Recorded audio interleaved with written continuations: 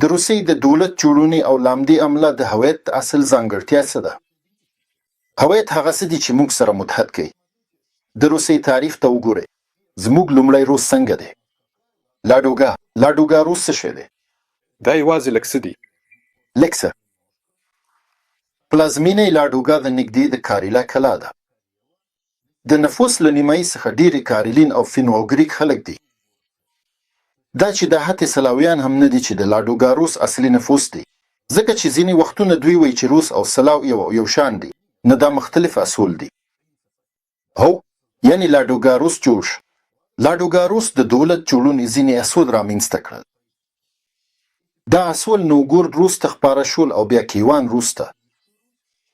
بیا د یو څه وخت لپاره له منځه تللو وروسته دوی د مسکوي سلطنت په بڼه بیا راژوندي شول، کوم چې د روسیې امپراتورۍ او شوروي اتحاد په کچه خپور شو، یعنی له کالینینګراد څخه تر ولادیوستوک پورې.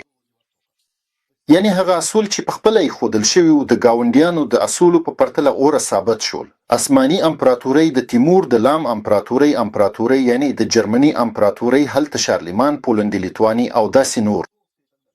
اسون غوره دي، یعنی د دولت جوړونې ماډل د پایلو له پلوه ډېر اغېزمن ثابت شو. پایله یې سیمه ده.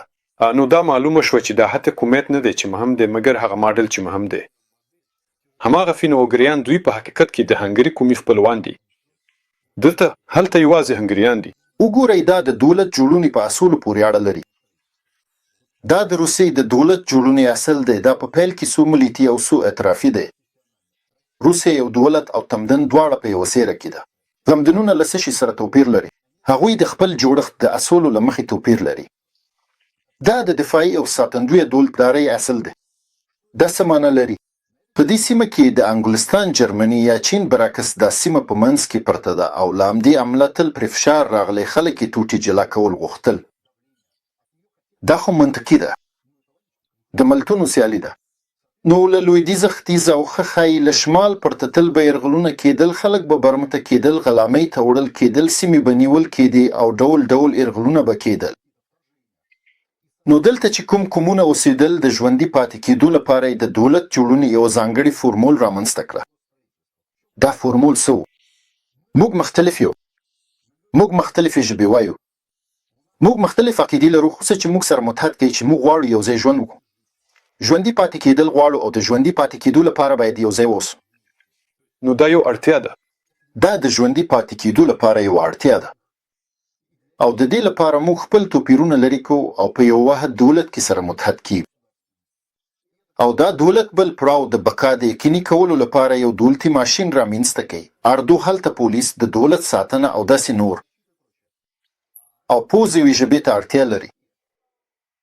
سمه ده. او د هویت دوهمه مرحله د ژبې په بڼه څرګندېږي. دا چې لومړۍ طبقه دفاعي ده.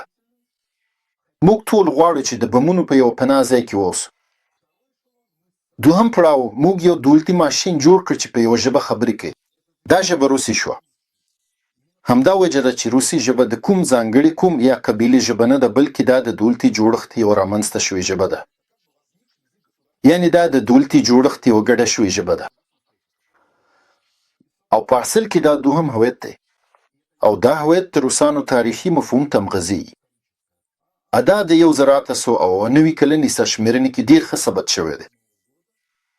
هر لیدونکی کولی شي دا وګوري او وګوري چې روسان د هغو کسانو په پوهېدو کې څنګه توپیر لري چې په 1890 کال کې ژوند کاوه او په خپل لاسلیک سره یې په سرشمېرنه کې برخه اخیستې وه. هلته 120 میلیونه خلک وو. روس هغه څوک دی چې د زیږون راهیسې روسي ژبه ویلې ده. ټول دا یوازینی معیار دی.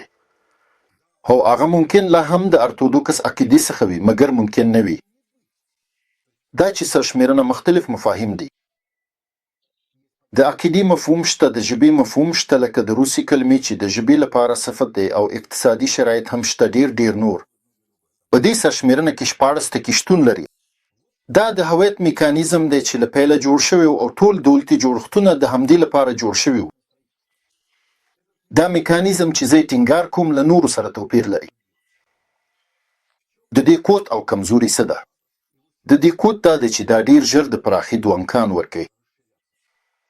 او د سیمې له پلو هم ځکه هره سیمه ډیر اسانه د دې دولتي میکانیزم سره یریږي چې رامنځته کیږي او همداراز د نفوسو له پلو یعنی له همدې امله نفوس ډیر ژر زیاتېدی شي ځکه چې هویت داسې نه دی لکه مثلا د جرمنانو لپاره دا د رایش د قوانینو په بڼه د هټلر په مهال تنظیم شوی و دا قوانین و زه ټینګار کوم چې هغه وخت نه و جوړ شوي بلکې د جرمنانو د پخواني تاریخي تجربې بیان یې کاوه هلته لیکل شوي و چې جرمن هغه څوک دی ارې چې په نسلونو کې جرمنان وي تاسو پوهیږئ دا د وینې اصل دی خو د روسانو اصل د کلتور اصل دی د ژبې او کلتور دلته چې کلتور ته اشاره کیږي نو تر ټولو مهمه ژبه ده د کلتور بنسټیزه برخه او له حقوقي پلوه د زیږون ژبه یعنی که ماشوم د مور کلمه په روسي ژبه ووایي د روسي دولتي جوړښت له اصولو سره سم هغه روس ګڼل کیږي شوروي اتحاد د تر ټولو انسان دوست دولتي جوړښت د اصل وارث و چې پکې سیال هم و ځکه چې دا یو دفاعي او محافظتي دولت و یعنی روسي او شوروي اتحاد په ځانګړې توګه د روسي امپراتورۍ خپلې تګلارې په داسې ډول جوړې کړې چې د استعماري استحصال لپاره نورې سیمې ونلري یعنی که چیرې د روسي امپراتورۍ ته سیمې راغلې ډېرې لوی راغلې نو دا مستمرې نه وي بلکې د یو قوي دولت د امنیت د یوې قوي سیالۍ د مبارزې لپاره پراختیا وه هلته په دې ډول ګرجستان ارمنستان دی ولې راڅرګند شو دا ځکه چې اسماني امپراتورۍ د دولت جوړونې نور اصول لرل د روسي امپراتورۍ اصول د اجازه ورکوله چې خلک ژوند وکړي پرمختګ وکړي د هیواد د اشرافو برخه شي لکه بګراتیون او نور جنرال شي اصولان هو یعنی پرمختګ بل لور ته و د ارمنستان یا ګرجستان داخلي پرمختګ نه بلکې د پراخېدو لور ته د ټولې امپراتورۍ د اشرافو برخه کېدل په هر صورت کله چې ګرجستان راورسېد د اشرافو شمیر د روسیې په امپراتورۍ کې د شهزادګانو شمیر دریمه برخه زیاته شوه فی ورته وکړه چې هر دریم شهزاده شته او بیا هم دوی پیژندل شوي او د شهزاده حیثیت ټول روسیې دی نه ګرجستان خو دا د جوړولو اصل و دا میکانیزم و